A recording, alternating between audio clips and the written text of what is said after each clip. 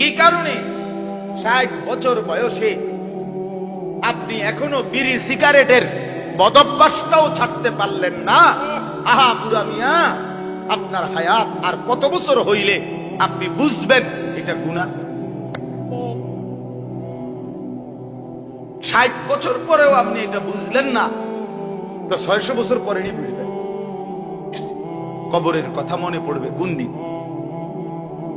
মৃত্যুর কথা মনে পড়বে কোন দিন?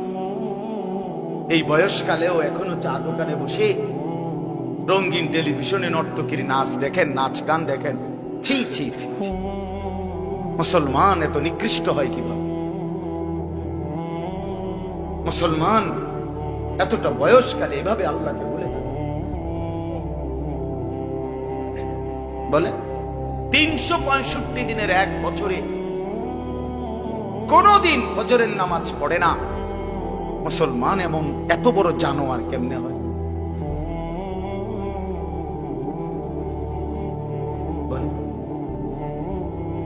এত বড় জানোয়ার, এত বড় হাইওয়ান মুসলমানের বাচ্চা কেমনে হয়? এই কারমার ঘরে ভাত খাইছে, কোন মায়ের দুধ পান? এত বড় গাদ্দার যে কোনদিনও ফজরের নামাজ পড়ে না, যে জানেই না ফজরের ওয়াক্ত কখন। এটা কি হাইওয়ান? কত বড় চতুষ্পদ জন্তু এটা! এই মানুষ কি বলেন? চাচারা আপনারা বলেন, আপনাদের যাদের ঘরের ছেলেটা মেয়েটা বছরের পর বছর এক ওয়াক্ত নামাজ পড়ে না, এই জানোয়ারে নিয়ে আপনি হাসরের ময়দানে কেমনে দাঁড়াইবেন? এটা সংসার? এটা বুঝি বউ বাচ্চা? এই নাফরমানের পরিচয় দিবেন কিভাবে? কেমনে দাঁড় করাইবেন? কি সংসার করলেন? কার জন্য উপার্জন করলেন? রক্ত পানি করলেন, মাথার ঘাম পায়ে ফেললেন। এই ঘর, এই সংসার, এই খাট, এই পালং, এই সোফা, এই ফার্নিচার, এই ফ্রিজ, এই সমস্ত আসবাবপত্র, জমি জামা, এই অসভ্যদের জন্য বানাইলেন যে একটা সেজদা দেয় না।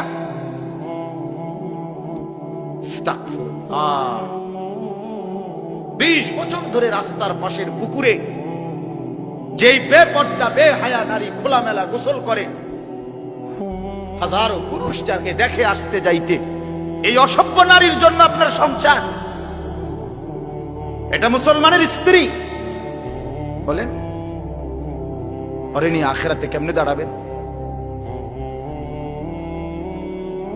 কেমনে দাঁড়াবেন? সেই ঘর কেমনে মুসলমানের ঘর? যে ঘরে নামাজ নেই, যে ঘরে সেজদা নেই, যে ঘরের প্রত্যেকের হাতে হাতে মোবাইল, যে ঘরে প্রত্যেক রুমে রুমে সারা রাত ছেলে মেয়ে নারী পুরুষ নাচ গান অশ্লীল ছবি দেখছে, যে মুসলমান প্রতিদিন ওজনে কম দেয়, প্রতিদিন কাস্টমারকে ঠকায়, প্রতিদিন হারাম রোজগার করে। ও ভাইয়া বলেন, বাবা বলেন, কেমনে দাঁড়াইবেন আখিরাতে? কিভাবে দাঁড়াবো আমরা? অকুল্লুহুম আতিহি ইয়াউমাল কিয়ামাতি ফারদা। রব্বুল আলামিন বলে, তোমাদের প্রত্যেককেই আমি আল্লাহর সামনে একজন একজন করে দাঁড়াইতে হবে, একজন একজন। ওয়ালা ইউসআলু হামীমুন হামীমা ইউবাসসারুনহুম। রব্বুল আলামিন বলেন, প্রত্যেক পরিচিত অপর পরিচিতকে হাসরের ময়দানে সচক্ষে দেখবে, কিন্তু কেউ কাউকে কিছুই জিজ্ঞেস করবে না। মা বাবাকে দেখবে, বাবা মাকে দেখবে, স্বামী স্ত্রীকে দেখবে, স্ত্রী স্বামীকে দেখবে, মা সন্তানকে দেখবে, সন্তান মাকে দেখবে, বাবা ছেলেদেরকে দেখবে, মেয়েকে দেখবে, ছেলে মেয়ে বাবাকে দেখবে, এলাকার বন্ধুরা স্বজনরা একজন আরেকজনকে দেখবে হাসরের ময়দানে। আমরা মনে করেন আপনারা এখানকার মানুষ, এই যে আপনারা এখন এনে মোটামুটি আপনারা যদি পরিচয় নেন তো একজন আরেকজনকে চিনবেন মোটামুটি, ঠিক না? তাই এই রুমই হাসরের মানুষ। এমন না যে আমার এই ইটালির মানুষের লোকে ঘাড় করাইবে না, এরা লোক আমার ঘর করাবো, কিন্তু আমি কি হেগো এলাকার মানুষ? বুঝেন নাই কথাটা? পরিচিত জনরাই কাছাকাছি দাঁড়াবে, সবাই সবাই চিনবে। আল্লাহ বলছেন ইউবাসসারুনাহুম, সচক্ষে দেখবে একজন পরিচিত বন্ধু আরেকজনকে, আপনজন আপনজনকে দেখবে।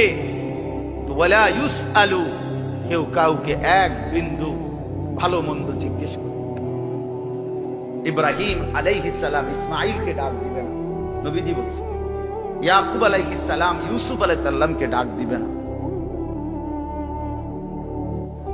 ডাক দিবে কেউ না কেউ। ইয়াওয়াদ্দুল মুজরিমু লাউ ইয়াফতাদি মিন আযাবি ইয়াউমিইযিন বিবানিহি ওয়া সাহিবাতিহি ওয়া আখিহি ওয়া ফাসিলাতিহি আল্লাতী তু'যিহি ওয়া মান ফিল আরদি জামিআ সুম্মা ইউনজিহি। সাংঘাতিক কথা এটা। আল্লাহ বলে হাসরের ময়দানের ভয়ানক দৃশ্য দেখে নাফরমান পাপী বলবে আল্লাহকে, আল্লাহ আজকে এই হাসরের ময়দানে আমার সন্তান যারা, তাদেরকে জাহান্নামে দিয়ে দেন, আমার স্ত্রীকে জাহান্নামে দিয়ে দেন, আমার ভাই বোনদেরকে জাহান্নামে দিয়ে দেন, আমার পাড়া পড়শিকে জাহান্নামে দিয়ে দেন, আমার এই পৃথিবীর সমস্ত মানুষকে জাহান্নামে দিয়ে দেন, তারপরও বিনিময়ে আমারে বাঁচায় দেন। সুম্মা ইউনজিহি, আল্লাহ বলবেন কাল্লা, না না ফরমান, কখনোই এটা হবে না। তোমার বিনিময়ে গোটা দুনিয়া দিলেও লাভ নাই, শাস্তি তোমাকেই ভোগ করতে হবে। ইন্নাহা লাযা, আল্লাহ বলেন এটা জাহান্নামের লেলিহান আগুন। নাজ্জাতাল লিশ-শাওয়া, জাহান্নামে যখন ফেলবে না ফরমান, প্রথম সেকেন্ডেই শরীর থেকে চামড়াটা খসায়া ফেলবে, খুলে ফেলবে, গলে গলে পড়ে যাবে। নাজ্জাতাল লিশ-শাওয়া তাদউ মান আদবারা ওয়া তাওয়াল্লা, আল্লাহ বলে জাহান্নাম থেকে যে পলায়ন করতে চাইবে, আড়াল হইতে চাইবে, জাহান্নাম নিজে তাই না তার ধরে নিয়ে আসে। এদিকে আয় না ফরমান, এদিকে ওদিকে কই যাও গাদ্দার। তখন সেজদা দিতে বলছে, দিলি না কেন? মা সালাকাকুম ফি সাকার ক্বালু লাম নাকু মিনাল মুসাল্লিন। কুরআনুল কারীমের মধ্যে আছে ফেরেশতারা জিজ্ঞেস করবে, নাফরমান তুই জাহান্নামী কেন হলি? নাফরমান চিৎকার করে বলবে, ভাই আমি নামাজ পড়ি নাই। খোদার কসম, কোরআনের আয়াত প্রথম জবাব দিবে এটা, ক্বালু লাম নাকু মিনাল মুসাল্লিন, আমি নামাজ পড়ি না। কি ভাবছেন ছেলেরা, বাবারা, আপনারা কি ভাবছেন? কাল লাগে কি কামাই করেন? কি আশ্চর্য মুসলমান! আপন ছেলে 16 বছর, 18 বছর, 20 বছর এক ওয়াক্ত নামাজ পড়ে না, সারাদিন মোবাইল টিপে, এবড়া এই অসভ্যের জন্য এবড়া সুদে টাকা লইয়া, কিস্তিতে টাকা নিয়া, এরপরে এই অসভ্য সন্তানকে বিদেশ পাঠায়। কারে পাঠাইলেন বিদেশ? কাল লাইয়া নিজে হারাম নিলেন এই নাফরমানের জন্য। হয় আপনার কি আখিরাতের কি উপকার দিবে? কথা বলেন না কেন? কি উপকার দিবে? হয়তো হয়তো আমার চোখের সামনেই একটা সেজদা দেয় না, চোখের আড়ালে গেলে কি সেজদা দিব? কার জন্য সুদে টাকা দিলেন? কার জন্য নিজের জাহান্নামটা বরাদ্দ করে নিলেন? কার জন্য নিজের কবরটা বরবাদ করে দিলেন? আস্তাগফিরুল্লাহ, আস্তাগফিরুল্লাহ।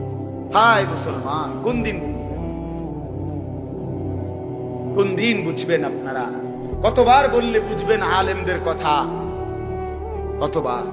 রাসূলুল্লাহ সাল্লাল্লাহু আলাইহি সাল্লাম বলছেন, কোরআনের আয়াত শোনায় শোনায় উম্মত, আল্লাহ তাআলা কোরআনে বলছে, তোমরা যারা সুদ ছাড়ো নাই, তোমরা আমি আল্লাহর সাথে যুদ্ধের ঘোষণা শোনো, আমি তোমাদের সাথে যুদ্ধ নামলাম। মনে রাখো না ফরমান, সুদখোর তুমি আমি আল্লাহর সাথে যুদ্ধ করলা, আর আমার সাথে যুদ্ধ করে কেউ টিকবা না, আমি আসাদ দিয়া জাহান্নামে ছুড়ে মারব। মনে রাখিস গাল্লা, আমি বলছিলাম তোকে আমি হালাল দিয়ে রিজিক দিতে পারবো, তুই আমারে বৃদ্ধাঙ্গুলি দেখাইয়া বলছিস আল্লাহ আপনি পারতেন না হালাল দিয়া, আমি বাটফারি না করলে আমার সংসার চলবে না, আমি ওজনে কম না দিলে আমার সংসার চলবে না, আমি সুদ না নিলে, কিস্তি না নিলে আমার বউ বাচ্চা না খাইয়া মরবো, আপনি বাদ দেন, আপনি অন্য লোকের চিন্তা করেন, আমি আমারটা বুঝি। কি নাই তো কি চাচা বলেন, নাই তো কি? আপনি কি বুঝাইতে চাইলেন? না তো আল্লাহকে এটা বুঝাইতে চান নাই? আল্লাহ আমারটা আমি দেখি।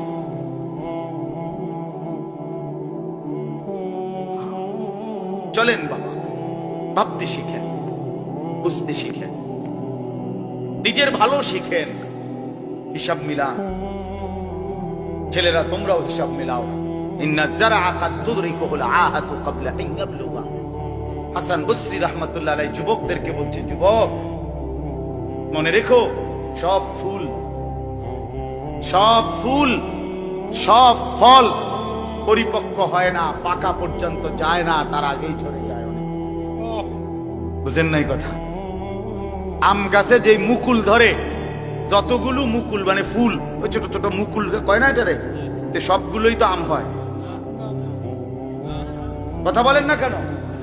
সবগুলোই আম হয় না? তিনি এটাই বলছেন, সব ফুল পরিপক্ক হয় না, সব ফল পরিপক্ক হয় না, ঝরে যায়, ঝরে যায়। তার মানে সব কিশোর বুড়া হবে না, সব যুবক বুড়া হবে না, সব তরুণ বুড়া হবে না বাবা, তার আগেই কবরে চলে যাবে হাজারো লাখো কোটি। কোরআনে আল্লাহ বলছে, ওয়ানুকিররু ফিল আরহামি মা নাশাউ ইলা আজালিন মুসাম্মা। রব্বুল আলামিন বলেন, আমি মায়ের পেটে একটা নির্ধারিত সময় বাচ্চাটাকে রাখি। সুম্মা নুখরিজুকুম তিফলান, অতঃপর একটা ছোট্ট ফুটফুটে বাচ্চার আকারে মায়ের পেট থেকে বের করে আনি। সুম্মা লিতাবলুগু আশুদ্দাকুম, অতঃপর আমি আল্লাহ সেই বাচ্চাটার শরীরের মধ্যে শক্তি দিতে থাকি, আস্তে আস্তে তাকে সামনের দিকে আগাইতে থাকি। কিশোর, তরুণ, যুবক, হ্যাঁ, মাঝ বয়সী, বৃদ্ধ, দুর্বল, এভাবে সামনের দিকে নেই। কিন্তু আল্লাহ রাব্বুল আলামিন বলেন, ওয়ামিনকুম মান ইউতাওয়াফা মিন ক্বাবলু, সামনের দিকে নিতে নিতেই মাঝ পথে কিন্তু আমি অনেককেই মৃত্যু দিয়ে থাকি। সরাসরি কোরআনের আয়াত। ওয়ামিনকুম মান ইউরাদ্দু ইলা আরযালিল উমর, আবার অনেককেই আমি আল্লাহ একেবারে বৃদ্ধের শেষ বয়স পর্যন্ত পৌঁছাইয়া থাকি, কিন্তু সবাইকে না।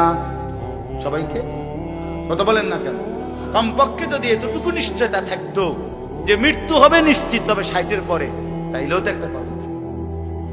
মৃত্যু হবে নিশ্চিত, তবে 50-এর পরে, মৃত্যু হবে নিশ্চিত, তবে 40-এর পরে, এরকম নিশ্চয়তাও কি আছে কি বাবা?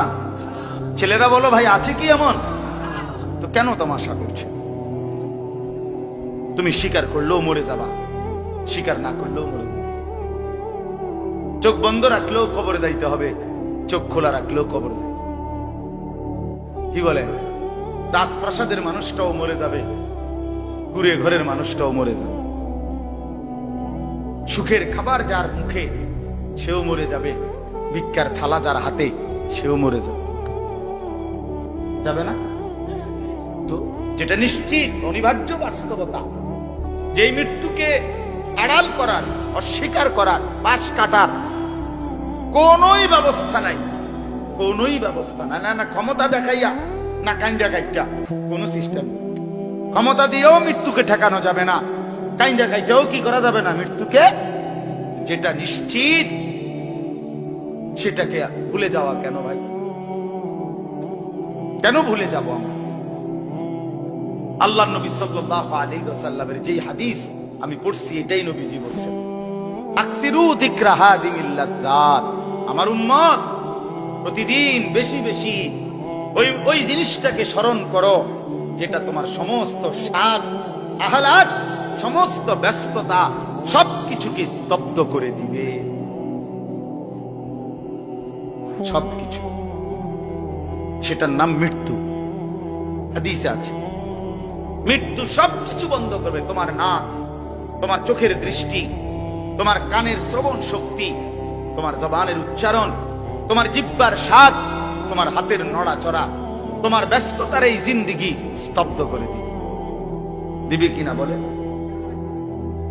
আমি অনেক সময় বলি, আমার প্রায় সময় জানাজা পড়তে গেলে মনে হয়, দেখবেন জানাজার নামাজেও মনে করেন 10:30 বাজে জানাজার টাইম দিছে, 10:30 জানাজা, 10:34 বাজে গেছে, 30-40 বাজে গেছে। কিছু মানুষের এই পরিমাণ অস্থিরতা, এই মিয়া টাইম টেবিল ঠিক রাখো না, কইলা 10:30 জানাজা, 10টা মিনিট ওভার হয়ে গেছে, কতক্ষণ খাড় করায় রাখবা? মানে উনি ব্যস্ত, ওনার এই 10 মিনিট সময় নাই। আল্লাহর কসম বন্ধু, এই মানুষটাও এরকম ব্যস্ত ছিল। যে মানুষটার জানাজা হচ্ছে এখন, যার লাশ এখানে শোয়ানো, এই লোকটাও এমন ব্যস্তই ছিল। তার হাতেও একদিন সময় ছিল না। আজ গোটা পৃথিবী সব আগার জায়গায়, এই বেচারা শুধু নিস্তব্ধ। চোখের সামনের জলজ্জান্ত মানুষটা স্তব্ধ, আর হাত নড়ে না, পাও নড়ে না, আর চোখ নড়ে না, জিহ্বা নড়ে না। এজন্য দুনিয়ার এই ব্যস্ততার ভিতর দিয়ে আমরা যদি মনে করি যে আমি শুধুই দুনিয়া, ভালো মন্দ, লাভ লোকসান, চাওয়া পাওয়া, প্রাপ্তি ও প্রাপ্তি, মনের চাহিদা পূরণ, সবকিছু শুধু দুনিয়া ভাইয়া, বাবা তো আখিরাত কার জন্য? কবর কার জন্য? তাইলে নবীজি সাল্লাল্লাহু আলাইহি সাল্লাম কাকে তাইলে আখিরাত বুঝাইতে চাইছেন? আল্লাহর কোরআন এমন কোন সূরা নাই, কোরআন শরীফের 114টি সূরা, 114টি সূরার এমন কোন সূরা নাই, এমন কোন রুকু নাই কোরআনে যেখানে আখিরাতের কথা, পরকালের কথা আলোচনা নেই। এই পরিমাণ আল্লাহ তাআলা আখিরাত, আখিরাত, পরকাল, পুনরুত্থান, হাসরের মাঠ, এগুলো আল্লাহ তাআলা এতবার বলছেন, অস্বীকার করার, পাশ কাটার কোন সুযোগ নেই। কোরআন শরীফে আছে সূরা মুলকের মধ্যে, জাহান্নামী যখন চিৎকার করবে, জাহান্নামের ফেরেশতারা তখন বলবে, আলাম ইয়াতিকুম নাযীর, এই নাফরমান, তোমারে কি কেউ কোনোদিন জাহান্নামের ভয় দেখায় নাই? ক্বালু বালা, সে বলবে, হ্যাঁ, ক্বাদ জাআনা নাযীর, আমার কাছে বহু ভয় প্রদর্শনকারী বান্দা এসেছিল। কত ইমাম, কত খতিব, কত আলেম, কত ওয়াইজ, কত বক্তা, কত পীর, কত মাশায়েখ, কত আউলিয়া, কত বুজুর্গ চোখের পানি ফেলে ফেলে বারবার বারবার আমার এই জাহান্নামের কথা বলছিল, কিন্তু ফাকাদ্দাবনা, আমি মিথ্যা মনে করেছি। ওয়াকুলনা মা নাযালাল্লাহু মিন শাই, আমি আরো বলছি এগুলো আল্লাহ বলে নাই, তোমরা মোল্লারা, মুন্সিরা তোমরা বানায়া বানায়া বলো। হ্যাঁ, অনেক বেদতমিজ লোক আছে, ও হয়তো না, হুজুররা যত কয় এত না, না ওরা জানে, ওরা আগেও একবার ফিরে খাইয়া আইছে, ওরা একবার ঘুরে আইছে হাসুরে না, ওরা জানে যত কয় এত না। ও কইতে লাগলে সবাই কয়, বাড়াইয়ে কয়, মাইক পাইলে কে না কয়। এই সমস্ত বিদ্রুপ আলেমদের কথাকে আপনি অবজ্ঞা করিলেন। আসলে তো আলেমদের কথা না, কথা যদি হুজুরের কথা হইতো তাইলে না হয় আপনি ফেলে দিতেন, কিন্তু জবানে না হুজুরের কথা, তো সরাসরি আল্লাহর কথা, তো রাসূলুল্লাহর, আল্লাহর, তো সে কথা প্রত্যাখ্যান করলেন কেন? আপনি আমার কথা, আমার ব্যক্তিগত যদি কথা হয় সেটা ফেলে দেন, কথা বোঝেন নাই। কিন্তু উলামায়ে কেরাম আপনাদেরকে নসিহতের মাধ্যমে নিজের ব্যক্তিগত হুজুরদের কথা বলে না, কথা বলেন না কেন? কার কথা বলে? আল্লাহর কথা বলে, রাসূলুল্লাহ সাল্লাল্লাহু আলাইহি সাল্লামের কথা বলে, তো সেটা বাদ দিলেন কেন? সেটা বাদ দিলেন। আমার ব্যক্তিগত কথা তো আপনাদের ধরতে বলি নাই, আমার ব্যক্তিগত কথা বলি, আপনারা দেখি গ্রহণ করেন কিনা বলেন। মনে করেন আমি কুমিল্লা ক্যান্টনমেন্ট থাকি, ময়নামতি সাহেবের বাজার, আমার মাদ্রাসা বাসা ওইখানে। তো আমি কুমিল্লা ক্যান্টনমেন্টে একটা বড় টাওয়ার আছে, গুমতি টাওয়ার। এই গুমতি টাওয়ারের নিচে আন্ডারগ্রাউন্ডে মুদি দোকান এবং তরি তরকারির দোকান। আমি প্রত্যেক দিন ওইখানে তরি তরকারি এবং মুদি যত মাল, এই যে পেঁয়াজ রসুন আদা তেল এগুলো এবং মাছ তরকারি, এগুলো ওই গুমতি টাওয়ার থেকেই সবসময় কিনি। আপনারাও সবাই নিয়ত করেন ইনশাআল্লাহ এখন থেকে সবাই কুমিল্লা ক্যান্টনমেন্ট গুমতি টাওয়ার থেকেই তরকারি এবং চাল ডাল তেল কিনবেন। বলেন ইনশাআল্লাহ। কথা বলেন না তো আপনি কি বলবেন? কি কি হুজুর আপনি পাগল হলেন? আমি কিনতাম আমার আমনের ক্যান্টনমেন্ট আমি কিনতাম যাবো, আমাকে দেশে কি মাছ তরকারির অভাব পড়ছে নি? ঠিক কিনা বলেন না কেন? তাহলে এইটা না আমার ব্যক্তিগত কথা, কথাটা আমার বুঝছেন। এইটারে তো আপনারে মানতে কই নাই। আমি তো বলি না আপনারে যে আপনি আমার লগে গিয়ে বাজার করেন। তাহলে আপনি যে বললেন হুজুর এরকম কয়, হুজুরের সব কথা ধরলে চলন যাইতো না বর্তমান জমানায়। আপনারা তো আমার একটা কথাও ধরতে বলি নাই, আপনাকে বলছি আল্লাহর কথা নেই। আপনাকে তো বলেছি ভাইয়া রাসূলুল্লাহ সাল্লাল্লাহু আলাইহি ওয়াসাল্লামের কথা ধরতেন। আল্লাহর কথা ফিরায় দেয় কেমনে? নবীর কথা ফিরায় দেয়। বলেন বাবা, মেহেরবানি করে এই জন্য বুঝতে শিখেন, বুঝতে শিখেন। তিনটা জিনিস আমাদের মধ্যে লাজেম থাকা চাই। এক হলো তাওহীদ, দুই হলো রিসালাত, তিন হলো আখিরাত। এই তিন জিনিস ভুলে গেলে মুসলমান হয় না। তাওহীদ ভুলে গেলে, অর্থাৎ লা ইলাহা ইল্লাল্লাহ, জীবনের সব ব্যাপারে সব বিষয়ে যা কিছু হচ্ছে, যা কিছু ঘটছে, আমার জীবনের এই সারা পৃথিবীর কায়নাতের সমস্ত নড়া চড়া প্রত্যেকটা বিন্দু বিসর্গ করছেন শুধুই একজন, তিনি আল্লাহ। তিনি কে? লা ইলাহা ইল্লাল্লাহ, আল্লাহ ছাড়া আর কোনো ইলাহ নাই, দেনেওয়ালা আর কেউ নাই, পালনেওয়ালা আর কেউ নাই। এটা তাওহীদ। আর শাজিমের উপর থেকে সাত তবক জমিনের নিচ পর্যন্ত যেটা যেমনে যেভাবে আছে সেটা একজনই পরিচালনা করছেন, তিনি আল্লাহ। এই কথা যত দিলের মধ্যে বসাইতে হবে। দুই নাম্বার রিসালাত। রিসালাত মানে হলো মুহাম্মাদুর রাসূলুল্লাহ সাল্লাল্লাহু আলাইহি ওয়াসাল্লাম, এই কথা গ্রহণ করা। এই কথা আবার গ্রহণ করার কি? এই কথা গ্রহণ করা হইল মুহাম্মদ আল্লাহর রাসূল, আল্লাহ আমার জন্য উনাকে পাঠাইছেন।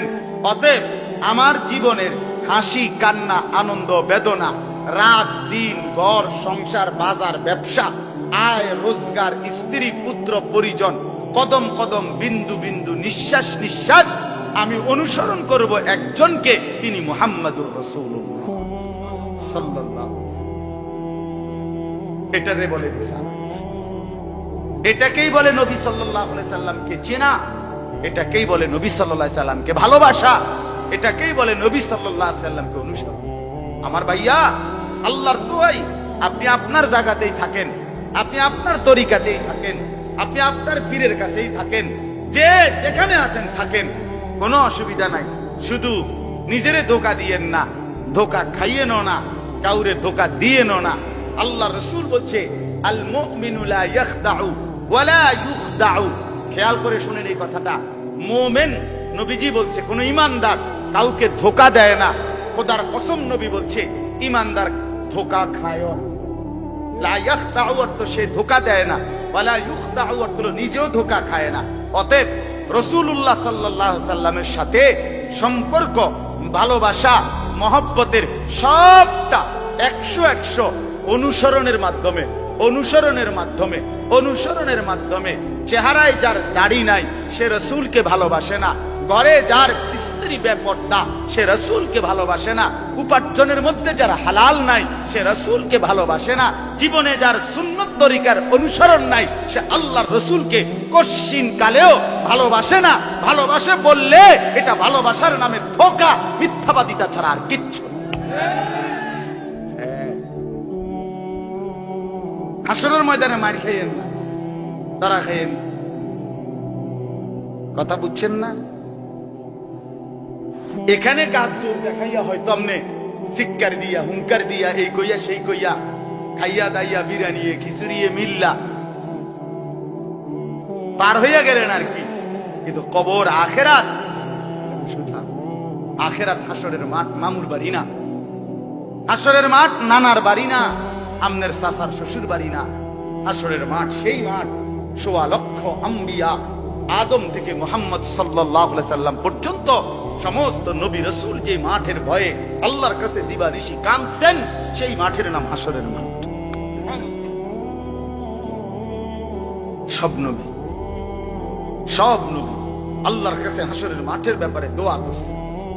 আমাদের নবী সাল্লাল্লাহু আলাইহি সাল্লাম পর্যন্ত যার কোনো গুনাহ নাই, যিনি নিষ্পাপ, সেই নবীজি পর্যন্ত 5 ওয়াক্ত নামাজের পরে সব আলেমদেরকে জিজ্ঞাসা করেন, নবীজি নিয়মিত 5 ওয়াক্ত নামাজের পরে দোয়া করতেন, আল্লাহুম্মা হাসিবনি হিসাবান ইয়াসীরা। আল্লাহ, হাসরের মাঠে আমার ভয় লাগে, আমি মুহাম্মদের, আপনার বন্ধুর হাসরের মাঠের হিসাব সহজ করে দিন। নিজের ব্যাপারে বলছে। এই জন্য বাপ রাগ হইয়েন না। 1 নম্বর তাওহীদ, কলিজার ভিতরে ঈমান মজবুত করতে হবে। 2 নম্বরে রিসালাত, জিন্দেগীর মধ্যে রাসূলুল্লাহ সাল্লাল্লাহু আলাইহি সাল্লামের অনুসরণ নিশ্চিত করতে হবে। নিশ্চিত করতে। কেন মিসওয়াক করেন না? আপনি জানেন নবীজি মিসওয়াক করতেন, এই জন্য করেন। কেন দস্তরখান বিছায়া খানা খান না? আপনি জানেন, শুনছেন যে নবীজি সাল্লাল্লাহু আলাইহি সাল্লাম দস্তরখান বিছায়া সমান জায়গায় খানা খাইতেন, এই জন্য আপনি ইচ্ছা করে এটা বিছান না। কারণ আপনার কলিজার ভিতরে সিদ্ধান্ত, আমি মুহাম্মদুর রাসূলুল্লাহ সাল্লাল্লাহু আলাইহি সাল্লামের বিরোধিতা করি। কেন আপনি দাড়ি কাটেন? কারণ আপনি শুনছেন নবীজি দাড়ি লম্বা করতে বলছে, এই জন্য আপনি এটা বুঝাইলেন। রাসূলুল্লাহ সাল্লাল্লাহু আলাইহি সাল্লাম আপনি কইছেন, আচ্ছা আমনে দেখাম। আপনি জানেন, হ্যাঁ, আপনার বাম পাও দিয়ে ঢুকতে বাথরুমে টয়লেটে মনে থাকে না। কেন মনে থাকে না? আপনি জানেন না এটা নবীজি বলছে। কথা বলেন না, নাকি ওই কওমি মাদ্রাসার হুজুররা কইছে? কথা বলেন না। মিসওয়াক এটা রাসূলুল্লাহ সাল্লাল্লাহু আলাইহি সাল্লামের সুন্নাত না কওমি আলেমদের সুন্নাত? কথা বলেন না আপনারা। তো এটা করেন না কেন?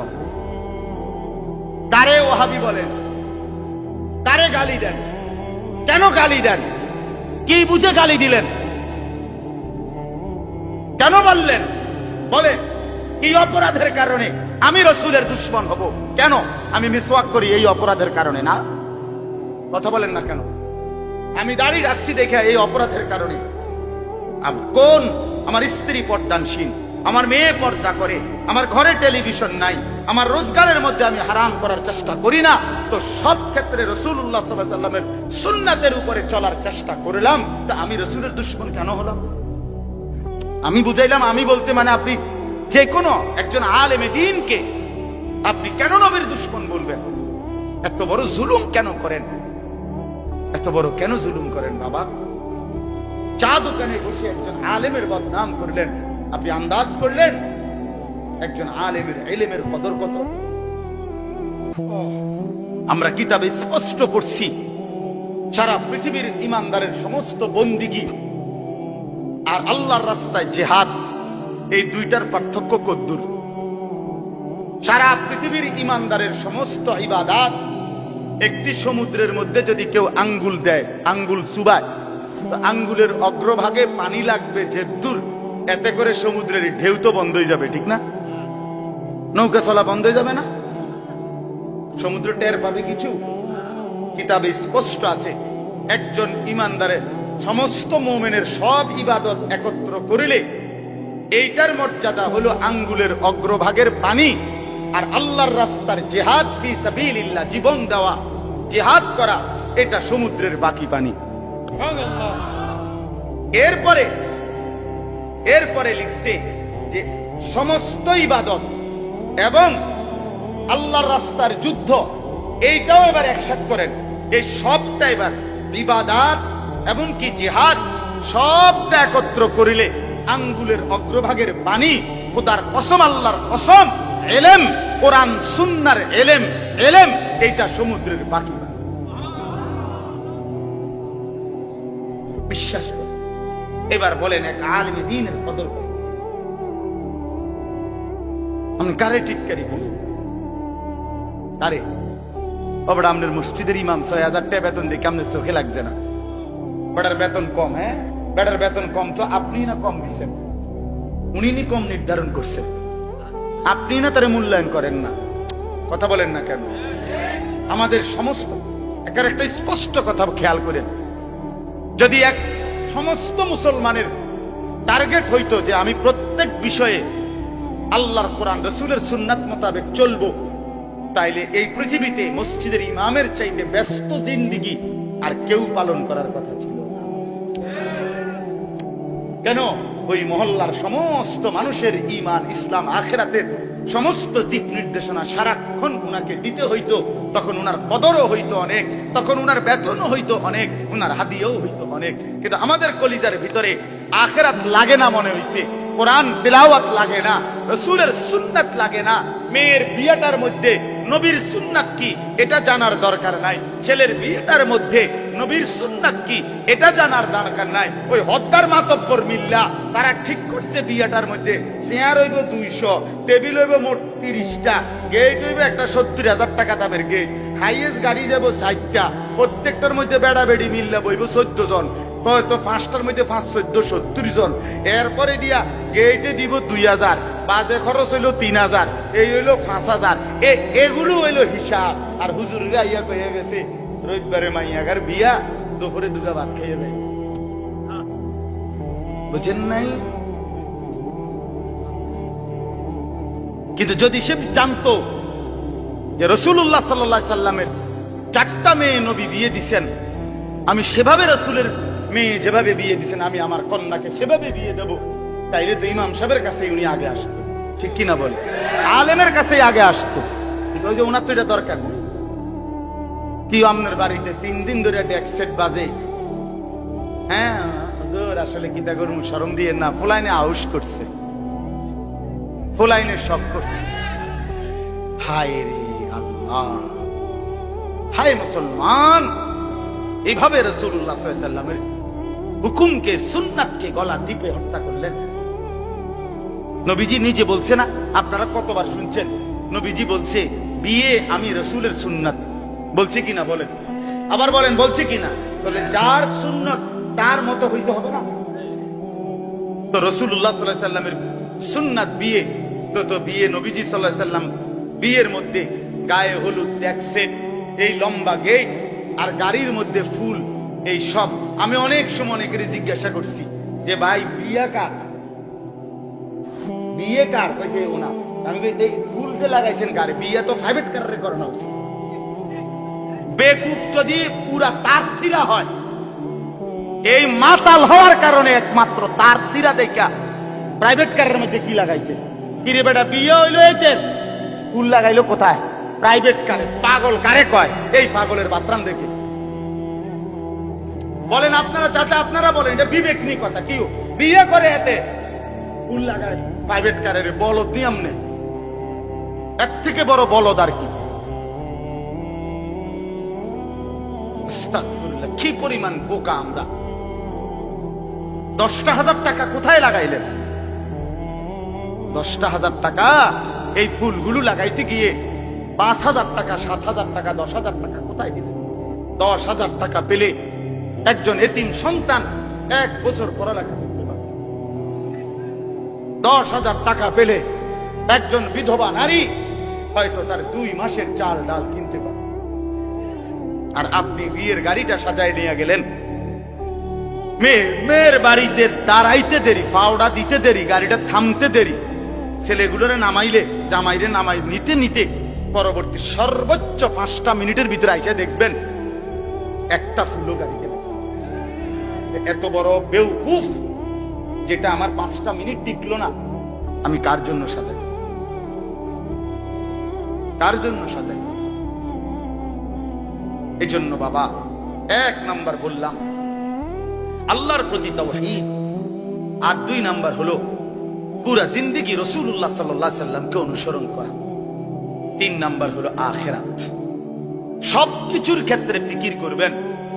আপনি আমি সবাই মৃত্যুর মাধ্যমে আখিরাতের দিকে যেতে হবে। কিসের দিকে? হ্যাঁ, মৃত্যু মানে শেষ না, মৃত্যু মানে সমাপ্তি না, মৃত্যু মানে শেষ না বাবা। মৃত্যু মানে আখিরাত, পরকালের জিন্দেগি, পরবর্তী অধ্যায়, নতুন অধ্যায়ের শুরু, নতুন অধ্যায়ের শুরু। এই জন্য আখিরাতকে ভুললে জীবনের কোনো অর্থ থাকে না। আখিরাতকে ভুললে মানুষ আর মানুষ থাকে না। বিশ্বাস করেন, পরকালের অনুভূতি যার নাই, কবরের অনুভূতি যার নাই, হাসরের ময়দানের বিবেক যার নাই, আল্লাহর কসম ওই ব্যক্তির জীবনের কোনো নিয়ন্ত্রণ নাই। সে যা ইচ্ছা তাই করে, জন্তু জানোয়ার যা করে। সমস্ত মানুষ যারা অপরাধ থেকে বেঁচে থাকে এবং পুণ্য কর্ম উত্তম কাজে লেগে থাকে, তার একটা মূল ফিকির তার কলিজার ভিতরে এটা আছে, আমি গুনাহ থেকে বাঁচতে হবে, আমি নেক কাজ করতে হবে। কেন? আমাকে আখিরাতে যেতে হবে। কথা বলেন না কেন? যে গুনাহ থেকে বাঁচে, কেন বাঁচে? আখিরাত আছে। যে নেক কাজ করে, কেন করে? আখিরাত, আখিরাত আছে, আখিরাত আছে। এই জন্য এই তিন জিনিস শেখা দরকার, কলিজার মধ্যে আনা দরকার। তাওহীদ, রিসালাত, আখিরাত।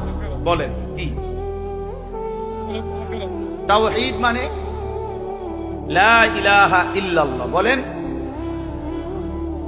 রিসালাত মানে মুহাম্মাদুর রাসূলুল্লাহ। আর আখিরাত মানে পরকাল। এখন আসেন শেষ অংশে। আখিরাতের এই পুরা আখিরাতের পরকালের জিন্দেগিটার উদ্বোধন, শুরু মৃত্যু। মৃত্যুর মাধ্যমে শুরু হয়। এই আমি শুধু যে আয়াতটুকু পড়ছি আপনাদেরকে শুধু তর্জমা শুনাই। আল্লাহ তাআলা বলেন, দুনিয়ার জীবনে, এই অল্প একটু আর দুনিয়ার জীবনে যেই মানুষটা আল্লাহর নাফরমানি, অবাধ্যতা, রাসূলের বিরোধিতা, কোরআন সুন্নাহর বিরোধিতা, আল্লাহর হুকুমের বিরোধিতা করে কাফের, মুশরিক, বেঈমান, নাফরমান, পাপী হয়ে জিন্দেগিটা কাটাইছে, আল্লাহ তাআলা বলেন তার আখিরাত যে কঠিন হবে এটার প্রথম প্রমাণ হলো তার মৃত্যুর মুখে গিয়া আজরাইল, মালাকুল মউত যখন আসবে, আল্লাহর কসম আল্লাহ বলেন তার মৃত্যুর যন্ত্রণাটা হবে অত্যন্ত ভয়ানক। এটা দিয়েই শুরু হবে। সে মালাকুল মউত আজরাইলকে দেখেই আর তার রূহ কবজ দেখেই সে বুঝে ফেলবে তার পরবর্তী স্টেজ বড় বিপজ্জনক, তার সামনের জিন্দেগি বড় বিপজ্জনক। আল্লাহ তাআলা বলেন সমস্ত নাফরমান ব্যক্তি জান কবজের মুহূর্তটা খুব বেশি যন্ত্রণাদায়ক, খুব বেশি যন্ত্রণাদায়ক, খুব বেশি। এই যন্ত্রণার সিস্টেম হইল, নবীজি বলছেন প্রত্যেক নাফরমান পাপী, হাদিসের মধ্যে আছে নেককার ব্যক্তি ফেরেশতা আজরাইল অত্যন্ত সুন্দর আকৃতিতে নেককার ব্যক্তির কাছে আইসা তার রূহ কবজের সময় বলবে, হে পবিত্র আত্মা, আল্লাহর সন্তুষ্টি নিয়ে তুমি বের হয়ে আসো। আল্লাহ রাসূল সাল্লাল্লাহু আলাইহি সাল্লাম বলেন, কোন পাত্র থেকে পানি যেভাবে ঢেলে দেয়, এটা যেরকম আরামসে পড়ে যায়, বের হয়, আল্লাহর কসম নবীজি বলেন নেককার ব্যক্তির রূহটা মালাকুল মউত আজরাইলের হাতে এরকম আরামসে চলে আসে।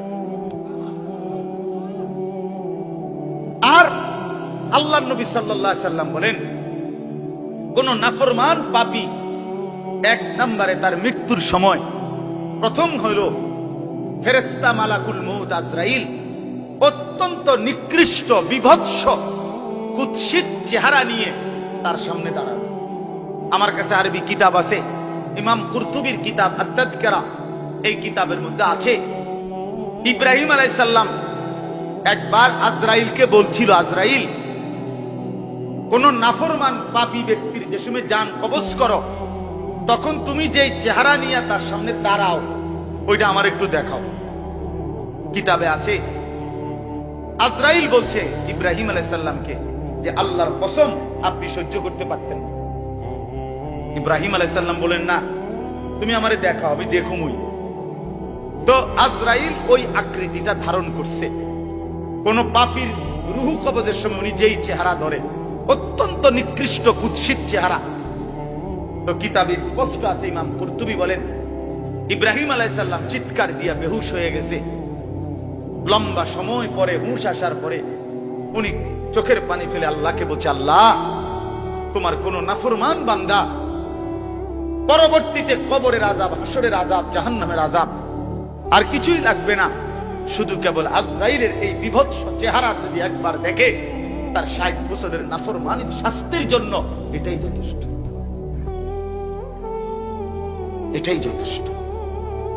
আল্লাহ নবী সাল্লাল্লাহু আলাইহি সাল্লাম বলেছেন, কোরআনে আল্লাহ বলেন, এই মালাকুল মউত আজরাইল যখন কোন পাপী নাফরমানের জান কবজ করতে আসবে, প্রথম এই কলিজাটার ভেতর থেকে যে রূহ আছে, এই কলিজার ভিতরে, কলবের ভিতরে যে রূহ, এই রূহটা ধরে টান মারবে, যখন একটা টানে কলিজাটা ছিঁড়া, রূহটা ছিঁড়া এই কণ্ঠনালী পর্যন্ত চলে আসবে। কাল্লা ইযা বালাগাতিত তারাকিয়া, কাল্লা ইযা বালাগাতিত তারাকিয়া। আর কিছুই না বান্দা, শোনো, যখন নাফরমান তোমার জান কবজের সময় রূহটা চলে আসবে কণ্ঠনালীতে, এবার রূহটা বের হতে চাইবে না, বের হতে চাইবে না, নাফরমান ছটফট করবে। আর ফেরেশতা আজরাইল, ফেরেশতা ছিঁড়া ভিড়া কোন জিনিসকে, কোন ধারালো লোহা, শিক, এটা যদি আগুনের মধ্যে, আপনার আগুনে পুরানো জিনিসের মধ্যে টান দেয়, তাহলে যেরকম ছিঁড়া ভিড়া আসে, আল্লাহর কসম, আল্লাহর রাসূল বলছে, আজরাইল যখন রূহ ধরে আবার টান মারবে, তো সমস্ত তোর শরীর ছিন্ন ভিন্ন করে এই রূহ বের করে। ওয়াকিলা মান রাক, আল্লাহ বলে আশপাশের মানুষগুলো তখন বলবে, ওই লোকের ছটফটানি দেখা, হায়, তাকে বাঁচাবার জন্য কোন ওঝা ডাকো, বৈদ্য ডাকো, ডাক্তার ডাকো, কবিরাজ ডাকো, কে আছো তাকে চিকিৎসা করবে, ডাকো না, আনো না, অত বিষম ছটফট করছে। আল্লাহ বলেন, ওয়ান্না আন্নাহুল ফিরাক, কিন্তু ওই নাফরমান বুঝে ফেলবে আজ আর তাকে কেউ ফিরাইতে পারবে, তাকে দুনিয়া থেকে বিচ্ছিন্ন হতেই হবে, তাকে চলে যেতেই হবে। বন্ধু আমার, বাপ আমার, একটা জরুরি কথা আপনারা বয়স্ক লোকেদেরকে বলি। রাসূলুল্লাহ সাল্লাল্লাহু আলাইহি সাল্লাম বলেছেন, আমার এই কথাটা খেয়াল করেন, নবীজি বলছেন, ইন্নাল্লাহা ইয়াকবালু তাওবাতাল আবদ মা লাম ইউগাররির। বান্দা যখন আজরাইলকে দেখে, তখন তার রূহে, তার শরীরের মধ্যে আরে গড়গড়া শুরু হয়, মৃত্যুর গড়গড়া শুরু হয়। আল্লাহ রাসূল বলছেন, তখন আর আল্লাহ তাআলা কারো কোনো তওবা কবুল করে, তওবা কবুল করে। ওয়ালাইসাতিত তাওবাতু লিল্লাযিনা ইয়ামালুনা আস-সাইয়্যাত হাত্তা ইযা জাআ আহাদাহুমুল মাউত ক্বালা ইন্নী তুবতুল আন। আল্লাহ বলেন, যে মৃত্যু পর্যন্ত নাফরমানি করে গেছে, যখন মৃত্যুর মুখে আজরাইল আসছে, এখন বলতেছে, আল্লাহ আমি তওবা করলাম। আল্লাহ বলেন, ওয়ালাইসাতিত তাওবা, এমন তওবা আমি আল্লাহ গ্রহণ করব।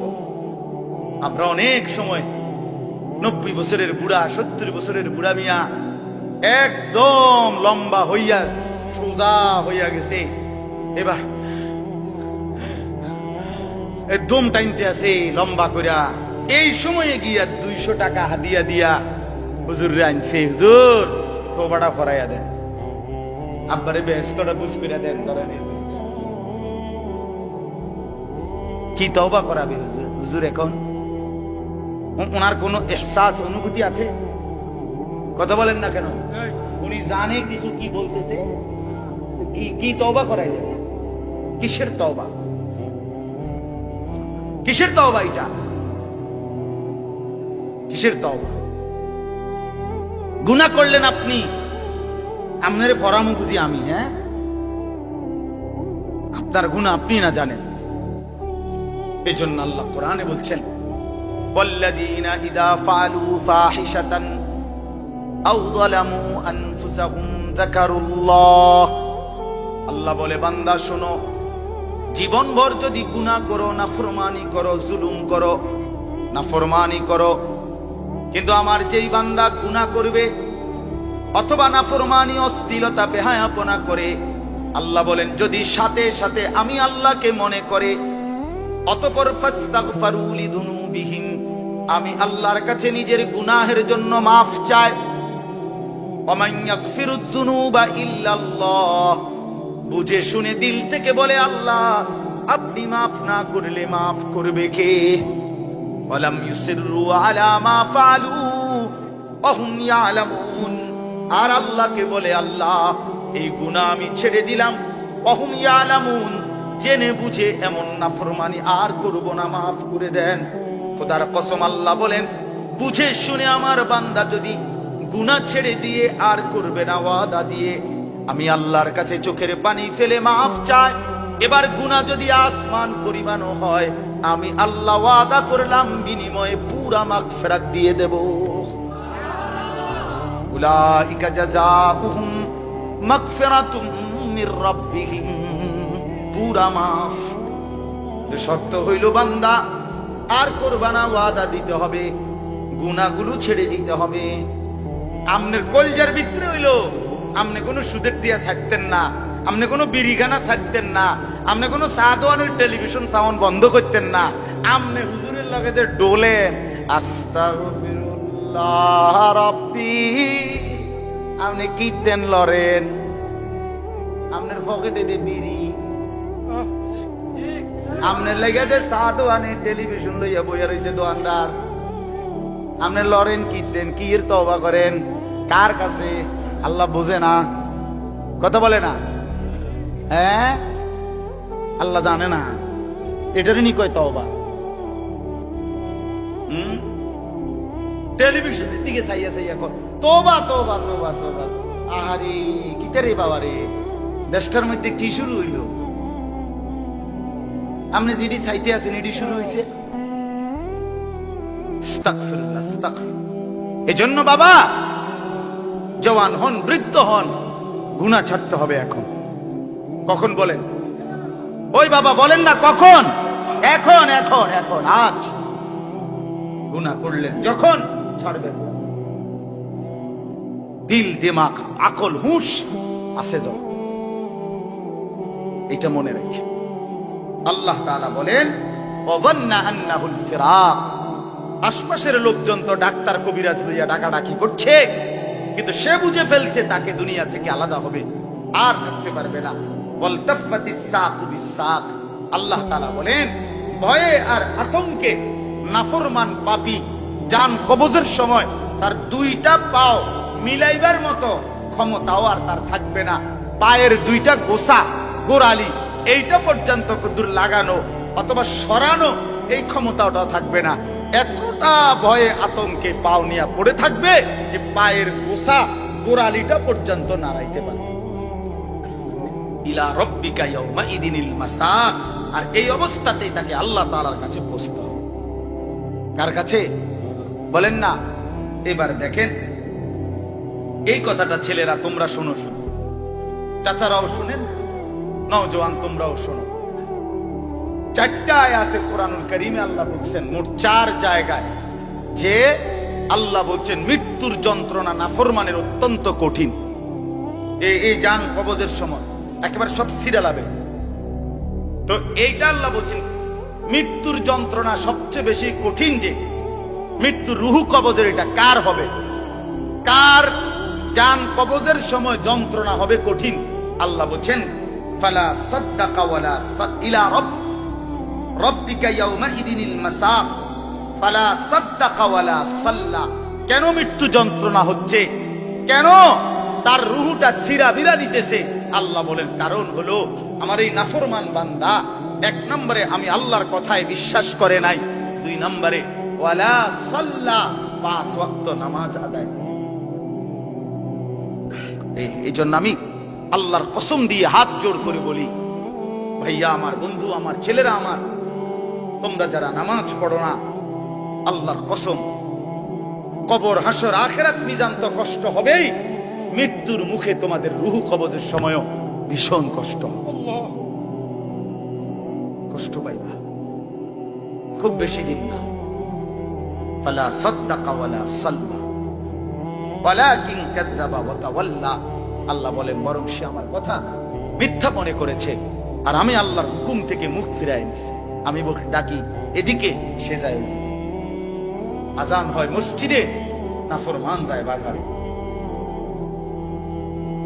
মসজিদে জামাত চলে, নাফরমান চা দোকানে বসে বসে গপ মারে। হ্যাঁ, ওয়ালাকিন কাযযাবা ওয়া তাওয়াল্লা। এরপরে আরো সাংঘাতিক কথা বলছে আল্লাহ, সুম্মা যাহাবা ইলা আহলিহি ইয়াতামাত্তা। আল্লাহ বলেন আমারে তো বিশ্বাস করে নাই, নামাজ পড়ে নাই, আমি আল্লাহর হুকুম থেকে মুখ ফিরায় নিছে, অথচ বউ বাচ্চা সংসারের মধ্যে গর্ব আর অহংকারের মধ্যে চলাফেরা করছে। অর্থাৎ এই যে নামাজ পড়ে নাই, হালাল খায় নাই, এইটা নিয়ে একটু লজ্জিত বিব্রত অনুভূতিটুকুও নাই, বরং বউ বাচ্চার মাঝে ফুর্তি করছে। বাবা বাবা, বুঝেন না? টাকা আনছে সুদের, কিন্তু কথাবার্তার স্টাইলে বোঝা যায় এটা যে গুনাহ পাপ ওনার বিবেকের মধ্যে। রোজগারটা যে হারাম, টাকাটা যে ওজনে কম দেওয়া টাকা, টাকাটা যে কিস্তির টাকা, টাকাটা যে সুদের টাকা, টাকাটা যে অবৈধ রোজগার, এটা যে অন্যায়, এইটাও তার বিবেকে নাই। বউ বাচ্চা নিয়ে এভাবে ফুর্তি আনন্দে আছে, মনে হয় যেন পাপগুলোকে তার আর পাপই মনে হয় না, অপরাধগুলোকে আর অপরাধী মনে হয় না। এইবার আল্লাহ শেষ বললাম, আল্লাহ বলে এমন নাফরমান বান্দার জন্য আউলা লাকা ফাআউলা, হে বান্দা তোমার জন্য দুর্ভোগ, তোমার জন্য দুর্ভোগ। সুম্মা আউলা লাকা ফাআউলা, আবারও বলছি আল্লাহ বলে তোমার জন্য দুর্ভোগ, তোমার জন্য দুর্ভোগ। 4 বার বলছেন, 4 বার। তোমার জন্য লাঞ্ছনা, তোমার জন্য লাঞ্ছনা, তোমার জন্য লাঞ্ছনা, তোমার জন্য লাঞ্ছনা। কয়বার? তোমার জন্য কষ্ট, কষ্ট, কষ্ট, কষ্ট। তোমার জন্য দুর্ভোগ, দুর্ভোগ, দুর্ভোগ, দুর্ভোগ। এই 4 বার বললেন কেন? তাফসীরের মধ্যে লিখছে, একবার জান কবজের সময় দুর্ভোগ, 2 নম্বরে কবরে দুর্ভোগ, 3 নম্বরে হাসরের ময়দানে দুর্ভোগ, 4 নম্বরে জাহান্নামে দুর্ভোগ। কয়টা হইল? জান কবজের সময় কষ্ট পাইবা, কবরে কষ্ট পাইবা, হাসরের ময়দানে কষ্ট পাইবা, জাহান্নামে কষ্ট। কয়খানে? আয়াহসাবুল ইনসানু আন ইউতরাকা সুদান। আল্লাহ বলছে মানুষ তুমি কি ভেবেছো আমি তোমারে এমনি এমনি ছেড়ে দেব? হ্যাঁ, কি ভাবছো বান্দা? কবরের প্রথম মিনিট, প্রথম সেকেন্ডে যখন প্রশ্নের জবাব দিতে পারবা না, আল্লাহ তখনই বলে ফেলবে বান্দা, ফেরেশতারা আমার নাফরমান বান্দার জন্য জাহান্নামের বিছানা বিছিয়ে দাও, জাহান্নামের পোশাক পরিয়ে দাও। ফাআফরিশুহু মিনান নার ওয়ালবাসুহু মিনান নার ওয়াফতাহু লাহু বাবান ইলান নার। জাহান্নাম বরাবর দরজা খুলে দাও। আল্লাহর নবী বলেন ফেরেশতারা যখন নাফরমানকে জাহান্নামের মধ্যে রেখে চলে যাবে, আরে কবরের মধ্যে রেখে চলে যাবে, কবরের ডান পাশের মাটি একটা চাপ দিবে বাম দিকে চলে যাবে, বাম দিকের মাটি ডান দিকে চলে আসবে। আল্লাহর নবী বলেন হাত্তা তাখতালিফা আদলাউহু, ডান পাশের হাড্ডি পাঁজর ভাঙ্গা চুরচুর হয়ে বাম দিকে চলে যাবে, বাম পাশের হাড্ডি পাঁজর ভাঙ্গা বন্ধু ডান দিকে চলে আসবে। প্রথম মিনিটেই হাড্ডির শরীর চুরচুর হয়ে যাবে। আল্লাহ ছাড়বে না, আমারেও না আপনারেও। বিশ্বাস দুনিয়া আল্লাহ তাআলা তো শাস্তির জায়গা না। আল্লাহটা বলছে তো আমি এটা শাস্তির জায়গা, এটা পরীক্ষার জায়গা। কথা বোঝেন নাই? দুনিয়া কিসের জায়গা? এই জন্য ছাড় দেই না। আমি যদি ডেইলির ফিডে ফিরতাম তো তুমি তো মাথা টিকতাম। আজকে যারা নামাজ পড়ে নাই, এখন যারা এশার নামাজ পড়ে নাই, মনে করেন এখন গিয়ে ঘুমাবে, ফেরেশতা যদি একটা লাথি মারে, আইয়া একটা কিচ্ছা লাথি মারে যে গাদ্দার ওঠ, একটা লাথির লোকে তো 7টা মহাদেশ পার হয়ে যাবে। যদি একটা টানা চটকনা দিয়ে ঘাটটা বাড়াইয়া কি হবে তখন? এজন্য আল্লাহ কোরআনে বলছে আমি যদি বান্দা নগদ শাস্তি দেই তাহলে তো ঘাড় সোজা কইরা একজনও চলতে পারবে না। আমি তো জমিনটাকে, পৃথিবীতে আমি আল্লাহ শাস্তির জন্য না, এটা বিচারের জায়গা না, এটা আমলের জায়গা, বিচারের জায়গা আলাদা। মালিকি ইয়াউমিদ্দিন। চলেন, রাত গভীরে, অনেক রাত হইছে, আমরা আপনাদের কাছে বলার চেষ্টা করলাম, নিজেরা ধাক্কা ধাক্কি না করেন, বুঝতে শিখেন। এই হুজুররা কয় তো ভালোই, আসলে কথাটি ভালো বলছে, আমরা লেগেই কইছে, কিন্তু পারি না। হ্যাঁ, পারি তো না। বাবারা, চাচারা, এই সমস্ত ফাজিলি কথা বলিয়েন না, এই সমস্ত মস্কারি কথা বললেন না যে পারি না। পারবেন না কেন? পারবেন না কেন? পারবেন না। আপনি এই 60 বছরে কি কম কিছু পারছেন? আপনি 60 বছরে হুদা চিড়া খাইছেন? পারবেন না কেন? অবশ্যই পারবেন। আপনি নিয়ত করেন, আমার ছেলেকে নামাজ পড়াবো, মেয়েকে নামাজ পড়াবো, নাতি নাতনিকে নামাজ পড়াবো, আল্লাহর কোরআন শিখাবো, স্ত্রী সন্তানকে পর্দা পুশিদা করাবো। আপনি ফয়সালা নিয়ে ফিকির করেন, না বুঝলে উলামায়ে কেরাম থেকে জিজ্ঞেস করেন যে হুজুর আমি কেমনে কি বলতাম, কেমনে কি করতাম। আপনি শিখেন, আপনি বুঝেন, মৃত্যু পর্যন্ত বলা চালু রাখেন। তাইলে হবে কি, যদি আপনার কথায় তারা ফিরেও না আসে, আপনার লাগাতার বলা, চোখের পানি ফেলা, আপনার অব্যাহত চেষ্টার কারণে হতে পারে আল্লাহ আপনারে মাফ করে দিবে। কিন্তু আপনি যে মাতেনও না, লড়েনও না, আপনি বইয়ে বইয়ে তারার লগে ভাত খান, আপনি আপেল খান, মালটা খান, গপ মারেন, খুশি, অথচ তারা নামাজ পড়ে না। এটা কি ধরনের জিন্দেগি? আল্লাহ আমাদেরকে বুঝার তৌফিক দান করেন।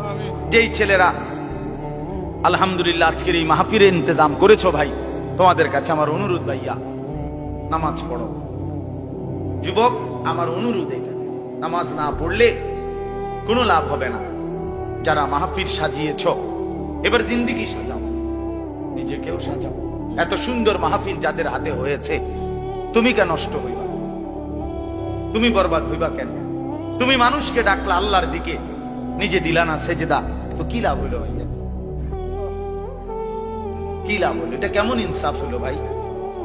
এজন্য দয়া করে বাপ, প্রত্যেকটা যুবক ইনশাআল্লাহ আল্লাহর জন্য, দ্বীনের জন্য নিজেকে সুন্দর করে ইবাদত আমল না করলে হবে না। আগামী দিনে ইসলামের জন্য আরো কোরবানি লাগবে। অবশ্যই দেখেন, দেখেন সারা পৃথিবীতে ইসলাম আর কুফরের যুদ্ধই চলছে। ইসরায়েল এবং ফিলিস্তিনের যুদ্ধ তেল নিয়া। কথা বলেন না কেন? তেল নিয়া, টাকা নিয়া, দিন নিয়া, দিন। ইসরায়েলের সাথে লেবাননের যুদ্ধ ঈমান আর কুফরের যুদ্ধ। কথা বলেন, সারা পৃথিবীর এই গোলযোগ বাড়তেছে। ঈমান আর কুফরের যুদ্ধ, ইসলাম আর বেঈমানের যুদ্ধ। অতএব এই যুদ্ধে যদি তুমি টিকতে হয়, তো অবশ্যই তোমাকে সেজদাওয়ালা হইতে হবে। যে কপালে সেজদা নাই, তুই পারতা না। আমি সব সময় বলি ভাই, দুইটা স্লোগান মারন আর আল্লাহর জন্য জীবন দেওয়া এক কথা না। এজন্য নামাজ পড়ো, নামাজ পড়ো। মোবাইলের নেশা ছাড়ো ভাইয়া, মোবাইলের নেশা কমাও। ব্যক্তিগত প্রয়োজনের মধ্যেই রাখো। একটু চেষ্টা করলে, হিম্মত করলে, যে মানুষ আজীবন লবণ দিয়ে ভাত খাইতো, ডাক্তার নিষেধ করার পরে 20 দিন চেষ্টা করে সে এখন লবণ ছাড়াও ভাত খাইতে পারে। যে মানুষ আজীবন চিনি দিয়ে চা খাইতো, ডাক্তার নিষেধ করার পরে এখন 20 দিন চেষ্টা করার পরে এখন সে চিনি ছাড়াও চা খাইতে পারে। যে মানুষ সব সময় মিষ্টি খাইতে পছন্দ করত, এখন ডাক্তার ডায়াবেটিস বলার কারণে মিষ্টি খাওয়া ছেড়ে দিতে বলাতে সে এখন পরবর্তী 10 বছর 15 বছর মিষ্টি ছাড়াও জিন্দেগি চালাইতে পারে। যে মানুষ বহুদিন বিড়ি সিগারেট খাইতো, কোনো আলেমে দ্বীনের কথা শুই না, হয়তো ছেড়ে দিছে, কিছুদিন কষ্ট হয়েছে, 20 দিন 50 দিন 1 মাস, কিন্তু এরপরে ঠিকই তার কাছে এটা সহজ হয়ে গেছে। তো ঠিক তেমনি ভাবে ইনশাআল্লাহ হিম্মত করিলে তুমিও গুনাহ থেকে বাইচা পাক্কা নামাজি হওয়ার যদি হিম্মত করো, তো তুমিও পারবা ইনশাআল্লাহ, পারবা। দুনিয়ার এই শরীর বাঁচাইবার জন্য যদি কত কিছু ডাক্তারের কথা মতো বিরত থাকা যায়, তো আখিরাতে জাহান্নামের আযাব থেকে বাঁচার জন্য, কবরের আযাব থেকে বাঁচার জন্য, মৃত্যুর যন্ত্রণা থেকে বাঁচার জন্য গুনাহ তো ছেড়ে দেওয়া উচিত। আল্লাহ আমাদেরকে তৌফিক দেন, কবুল করেন। আল্লাহ তাআলা আজকের এই সুন্দর মাহফিলের মধ্যে বরকত দান করেন। অনেক উলামায়ে কেরাম আসছেন, আল্লাহ আপনাদেরকে হায়াতে তয়্যিবা আফিয়া দান করেন। চাচারা, বাবারা, মুরব্বীরা, বয়স্করা, আল্লাহ তাআলা আপনাদেরকেও আরো বেশি নেক আমলের তৌফিক দেন। আমার অনেক চাচা এখানে, চাচারা আমার হাত জোর করে অনুরোধ, আমি আপনাদের কাছে অনুরোধ করছি, আপনারা বিড়ি সিগারেট খাইয়েন না। আমার এটা অনুরোধ। রাসূলুল্লাহ সাল্লাল্লাহু আলাইহি ওয়াসাল্লাম বলছেন, এটা হাদিস, তাহহিরু আফওয়াহাকুম, তোমরা তোমাদের মুখ পবিত্র রাখো। বিশ্বাস করে নবী সাল্লাল্লাহু আলাইহি সাল্লাম জীবনে কোনোদিন কাঁচা পেঁয়াজ রসুনের গন্ধটাও পছন্দ করতেন না, কষ্ট হইতো নবীজি। আপনি এই দুর্গন্ধওয়ালা মুখ নিয়া কেমনে সুপারিশের জন্য দাঁড়াইবেন? হাউজে কাউসারের পানির জন্য কেমনে দাঁড়াইবেন? নবী যদি জিজ্ঞেস করে, উম্মত মৃত্যুর দিন পর্যন্ত, শেষ পর্যন্ত বিড়ি সিগারেট আগুনের মধ্যেই ছিলাম, তখন বলেন? এই জন্য অনুরোধ করলাম, বিড়ি সিগারেটের বদভ্যাস ছেড়ে দেন, চা দোকানের আড্ডা ছেড়ে দেন, টেলিভিশনে নাচ গান দেখা ছেড়ে দেন। যুবক ভাই, তোমরা নামাজ পড়ো, চরিত্রবান থাকো। পর্দার আড়ালের মা বোন যারা, তাদেরকে বলছি, আপনারা আপনাদের পর্দা, সতীত্ব, ইজ্জতের হেফাজত করে। যে নারীর পর্দা নাই, যে নারীর সতীত্বের কদর নাই, যে নারীর মধ্যে হায়া লজ্জা নাই, পর্দার গুরুত্ব নাই, বিশ্বাস করেন, বিশ্বাস করেন, ওইটা কোনো বেটিও না, বেটির জাতও না, এটা প্লাস্টিক। আসলে এটা প্লাস্টিক। হ্যাঁ, নারী বলে থাকে যার সত্তার ভিতরে নিজেকে আড়ালে রাখা, নিজেকে লুকিয়ে রাখা, পর্দায় রাখা, এইটা যার মধ্যে সৃষ্টিগত ভাবে আছে সর্বদা, তারই নারী বলে। নারী বেহায়া ব্যাপারটা, এটা কোনো বেড়িয়ে না, বেড়িয়ে নাই। নারী কেমনে ব্যাপারটা হয়? নারী তো নারী। এই জন্য দয়া করে মা বোনদেরকে বলি, পর্দা পুশিদার গুরুত্ব দিবেন। আল্লাহ তৌফিক দান করেন, আল্লাহ তাআলা কবুল করেন।